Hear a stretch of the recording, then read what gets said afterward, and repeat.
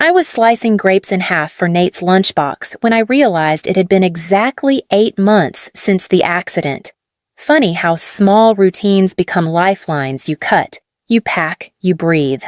That morning, like most others lately, I stood in our narrow kitchen trying to keep the grief from seeping into everything. Nate, my 7-year-old son, was humming in the next room, bent over his book of science experiments. I could hear him sound out a word. Combust.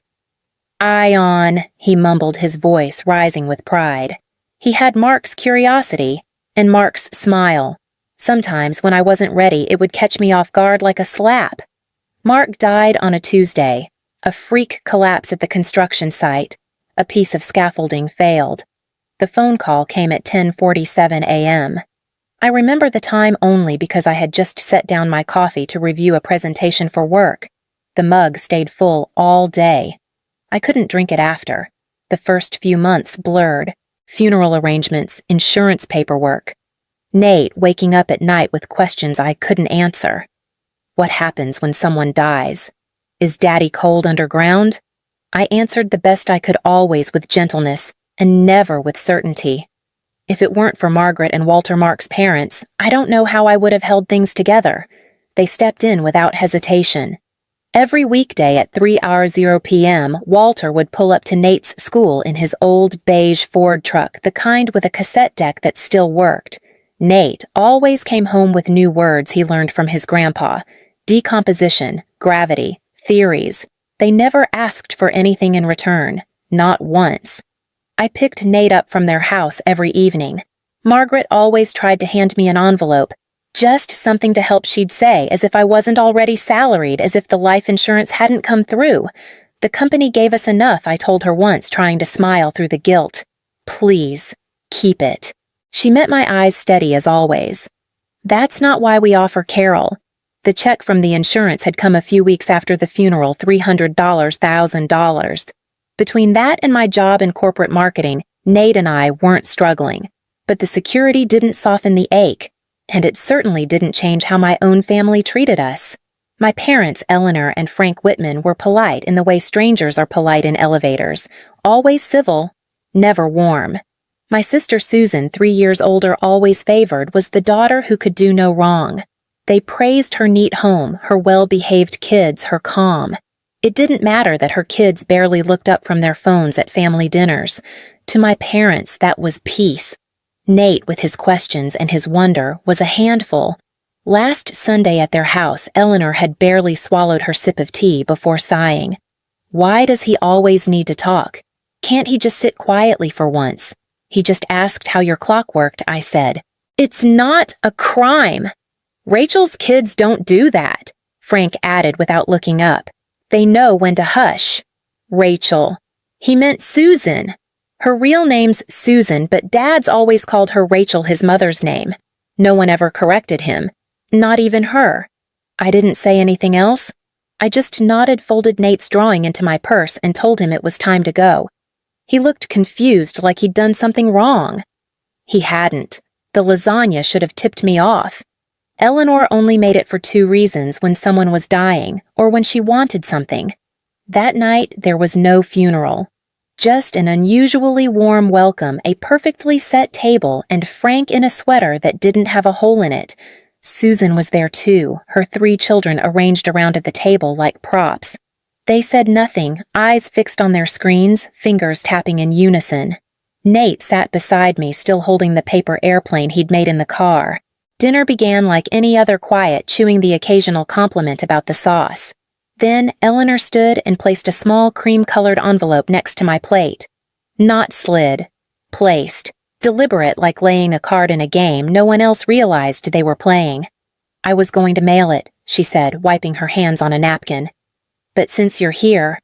I stared at the envelope. No name, no address. Just sealed clean, expectant. I wrote it after church last week, she added, sitting again. It's not long. I opened it after dinner. The letter was handwritten in her looping, perfect penmanship, a script I hadn't seen since she used to leave notes in my lunchbox as a kid, notes she stopped writing once Susan started getting straight A's, and I didn't. Carol, we know you've had a hard year. We've tried to be there in our way. I know we're not like Maggie and Walt. God bless them, but we care just as deeply. Maybe we show it differently. Your father and I have been struggling. Between heating bills, car repairs, and your father's back, it's been difficult. We don't want to ask you outright, but if your heart tells you to help, we would be grateful for any contribution. Even $1,000 a month if it feels right. Susan's already offering $500. She's trying with everything going on. We don't want to burden you. Only if it feels right. With love, Mom. I read it twice. Then again. No demand. Just a tone that clung like warm fog, impossible to grasp, harder to escape. My mother, who had barely held Nate's hand at the funeral, now invoking Maggie and Walt like saints. My father, who once called my job playing with words, suddenly burdened by repairs and back pain. And Susan, of course, Susan already doing her part. I got one too, Susan said later in the kitchen, rinsing a glass. Her voice casual. I told them I'd do 500. I mean, with the kids and all, it's tight. But it's family, right? She didn't look at me, just smiled into the sink. I said I'd think about it. And I did. That night, I sat at my kitchen table long after Nate had gone to bed. The envelope lay open, the letter smoothed out beside my half-drunk tea. I thought about Mark, about what he would have said. They don't get to name your heart, Carol, I could almost hear him say. Only you do. But I also thought of being the daughter who didn't try, of being judged for not stepping up again, of Eleanor's tight-lipped silence, of Susan's sideways glances. And so 2 days later, I initiated the transfer. $1,000. No questions, no conditions. The first transfer left my account on a Wednesday morning, just after I dropped Nate off at school. I remember the sound of the confirmation ping, clean, impersonal. $1,000 gone in the time it took for the app to refresh. I told myself it was nothing, that it was worth it. If giving meant being seen, if it meant my parents would treat Nate like part of the family, not an interruption, then it was worth every penny. At least that's what I believed that first month. The next time I called Eleanor, it was to ask for help with pickup. Maggie had a doctor's appointment, and I had a late call with a client in Boston. Nate needed someone to get him from school at 3.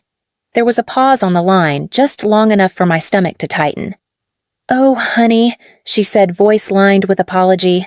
"I'd love to, really, but I've had this migraine all day." You know how they get. I told her it was fine. The month after that, the excuse was her back. Then it was Frank's physical therapy appointment. Then groceries. Then simply, "We're not up for it today." But the money that kept moving. Like clockwork. Each month I sent it on time without question. And each time I wondered if this was the month something might shift. A call, a visit, a thank you. None came. Meanwhile, Maggie and Walt remained steady. They never brought up money, never once made me feel like I owed them anything. If I called, they answered. If I needed help, they came. One Thursday in the rain, I stood outside Nate's school holding my phone with shaking fingers. Eleanor had just told me she might be coming down with something. "I'm sorry, Carol, I just wouldn't want to risk giving him anything." I called Walt. "We're already halfway there," he said. "Nate's telling us all about volcanoes today." I leaned against my car, rain tapping the hood, and let the tears come. I was giving so much to my parents and getting nothing in return. Not even the dignity of honesty. The envelope was thicker than usual, cream-colored with gold trim and a wax seal on the back. It arrived 1 week before Christmas. Nate had been at the table gluing buttons onto construction paper trees for Maggie's mantle. I slipped the envelope into my pocket, smiling at him. I waited until he went to bed before I opened it. Inside was a printed invitation. Eleanor's touch, unmistakable. Scripted font poinsettia border and a note at the bottom. "Please join us for a special holiday evening, honoring the grandchildren who bring grace and harmony to our gatherings. Formal attire appreciated. Kindly only bring children who understand respect, stillness, and good manners." I read it twice. The message wasn't loud, but it was clear. This year's Christmas Eve celebration wouldn't be adults only. It would be selectively child-friendly. And my child, my Nate, didn't meet the standard. I could already hear Eleanor's voice if I questioned it. "It's not about Nate specifically. We're just trying something more refined this year." Don't take it so personally, Carol. But I did. Of course I did. Nate had done nothing but ask questions and show interest. He was never cruel, never unkind. He wanted to learn to connect, but in Eleanor's world, curiosity was disruptive. Quiet compliance was love. For 3 nights, I didn't respond to the invitation. I thought about skipping it entirely, staying home with Maggie and Walt drinking cocoa and watching Nate place the star on their tree. But part of me still clung to the thread, the one that had always been there, frayed but unbroken, the part that wanted to be included, that hoped maybe this time it would feel different. Maybe this time they'd see him. So I came up with a compromise. I would bring a gift, stay an hour, just enough for appearances. Nate would stay with Maggie and Walt, somewhere warm, somewhere wanted. I told myself it was the mature thing to do. I told myself it wouldn't matter. But as I laid out his dress shirt on the bed, then folded it and tucked it back into the drawer, I felt something small and sharp settle in my chest, like a splinter that wouldn't surface. Christmas Eve came cold and clear, the kind of night where the stars looked sharpened by ice. Nate wore his navy blazer, the one he picked out himself last fall, and clutched a wrapped box with both hands. Inside was a snow globe we'd made together. He insisted it was just right for Grandma. We parked at the curb in front of my parents' house. The windows glowed with gold light. Laughter filtered through the glass, muffled but bright.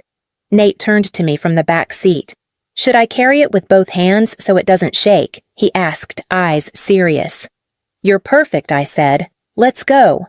He skipped ahead up the walk, coat-flapping box cradled in his arms. I followed with a smaller bag, just a few gifts for the cousins. Eleanor opened the door. Her expression shifted the moment she saw him. She glanced behind her, then stepped out, pulling the door halfway shut behind her. "Carol," she said, her voice pitched low. "I thought we were clear about the invitation." I blinked. "What?" "The note," she said, lips pursed. "This evening is, well, it's for children who understand how to behave in formal gatherings." Nate stood beside me, still holding the box. I looked down at him, then back at her.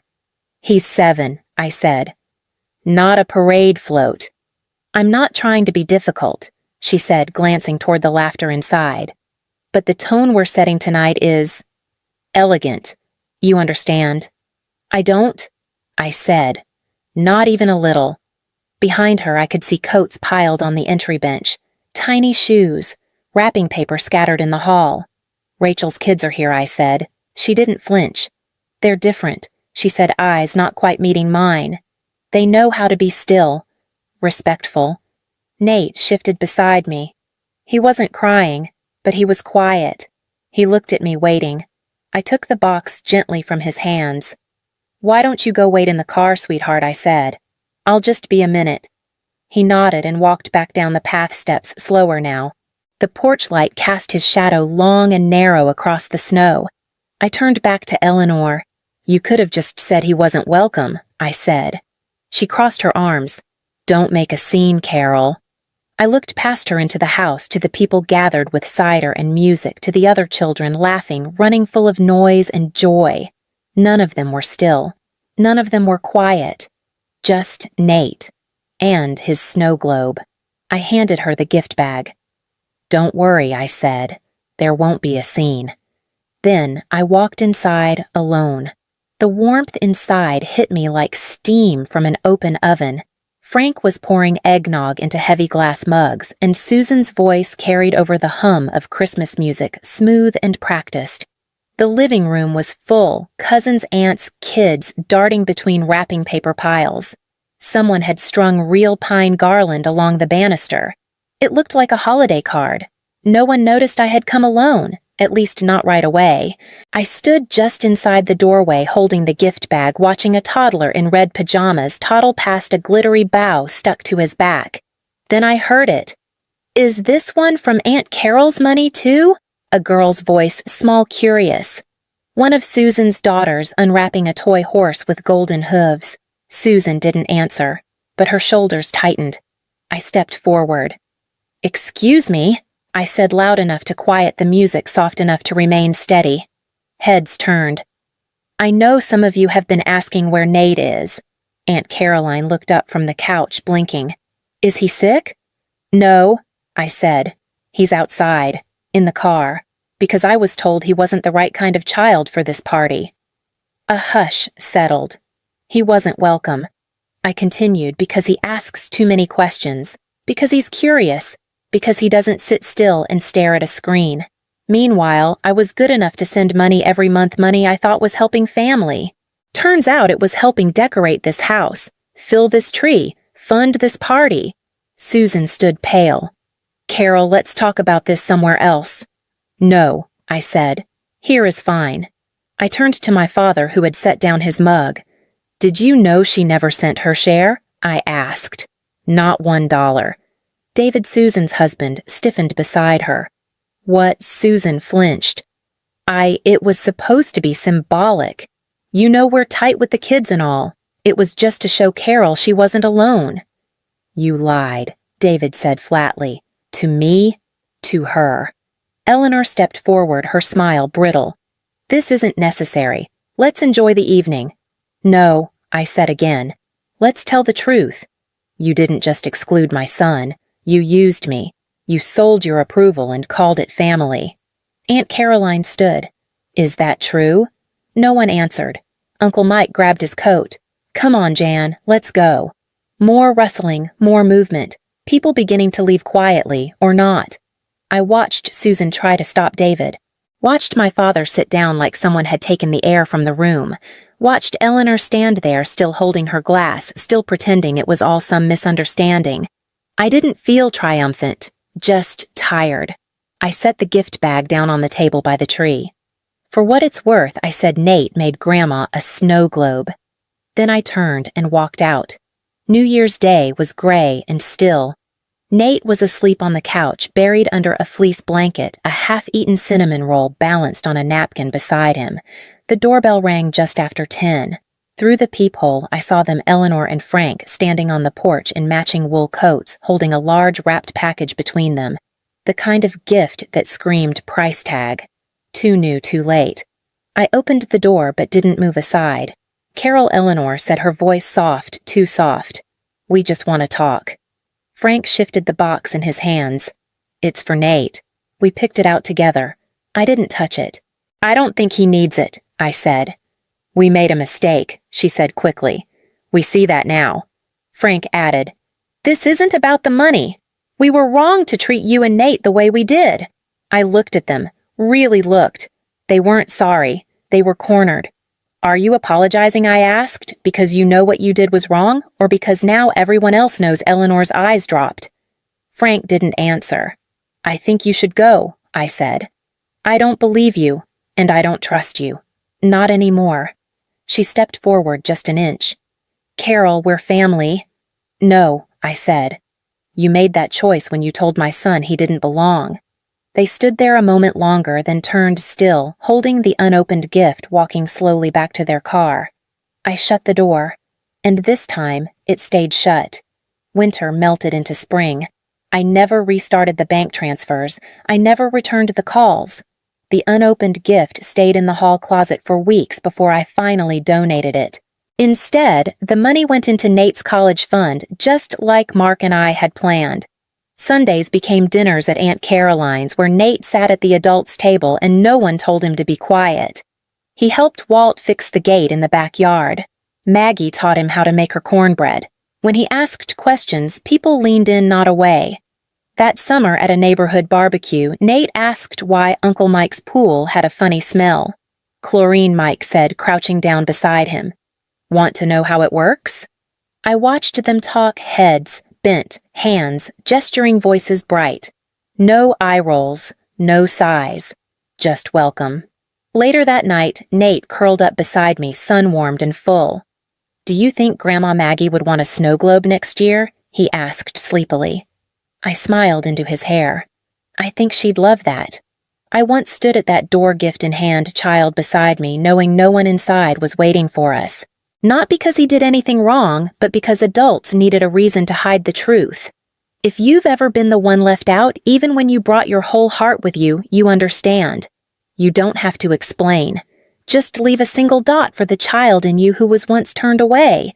You don't need to say more. Just drop a dot if you know the feeling.